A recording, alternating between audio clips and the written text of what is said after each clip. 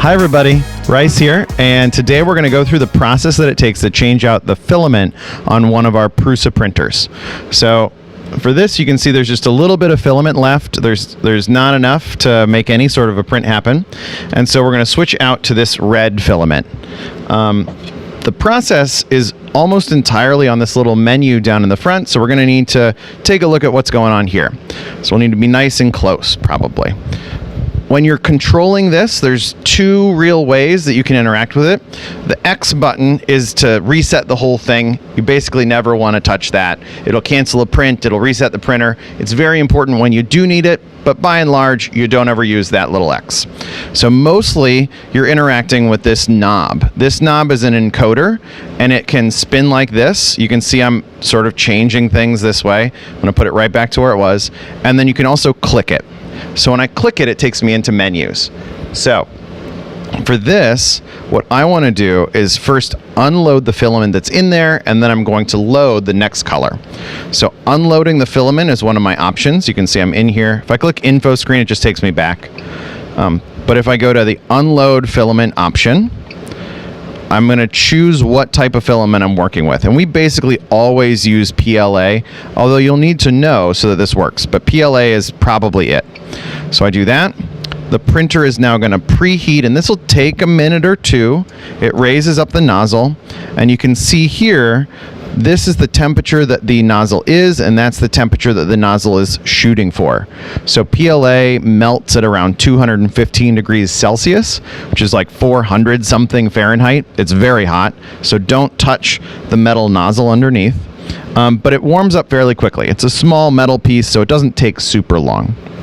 So we need to wait a bit for this to warm up, but it happens pretty quick.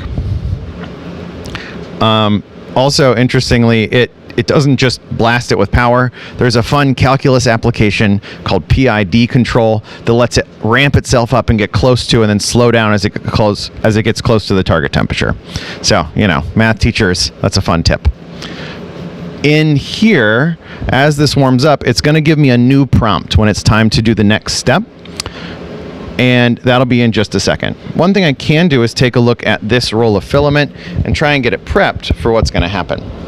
So on this roll of filament, normally, oh, there we got our prompt. So it's saying right here to press the knob to unload the filament. So I'm just going to do what it says. And you can see this comes right out. Gives me another big warning. Please pull out the filament immediately. And we did. So no problem. It's great. Now the filament is unloaded. This should be cleared. If anything goes wrong, it'll tell you what to do. There is a little door on this side that you can access with a screw that holds it in on the other side of the extruder. You'll want to check the manual for instructions if you need to do that, and probably get the help of somebody else.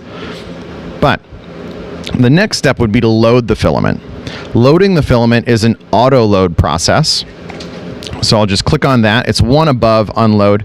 So auto load is what we do. And I get a notice that auto loading is active. Just press the knob and insert the filament. And so the instructions are a little distracting. It's not press the knob. It should just work. And so here I've got my filament that's all queued up. On these rolls, and it helps to have two hands. So I'm doing this with a microphone. It's a little tricky. You want to make sure that you don't get your spool all tangled. There's a few things going on. I can see I've got a bit of loose filament here. There's sort of a tangled bit going on, and it's a little messy. But what we're going to do here, Miss Fiorelli, could you cut it with the scissors? That'd be great. Great. You don't want your filament to tangle. You need to make sure that it's wrapped in nicely. Any knots in the filament can really lead to a bad print. But what we do is we hang our filament on these hangers in the back, keeps it out of the way for the printer. Then you want to feed it through this little gray feeder alignment thing. And then there's a little hole, and maybe we get the camera in real close. There's a little tiny hole on the top of the extruder. There's an arrow that points to it. And all you need to do is put it right into that hole. And then I'm not pressing it. This is sort of feeding. I'm just holding it so you can see. The extruder pulls it in, and it does all the work for you. So it's just letting this come in and go in through the extruder. It's heating it up. And then you can see a little bit coming out the bottom. So this is the last of the black that was in there before. It goops that out. And then it switched over to red mostly. You heard a chirp from the system, so let's take another look at the screen. It's asking, is the filament extruding with the correct color? If I say yes, we'll be done with this process. I'm going to say no, just so that it goops out a little bit extra. And so you can see here it's putting out a little bit more plastic, and it's definitely going to have shifted all the way to red. So once I'm happy with the color, and usually that'll take 1 or 2 more clicks, I've found, then this question pops up again. You say filament extruding with the correct color. If I say yes, then it's done.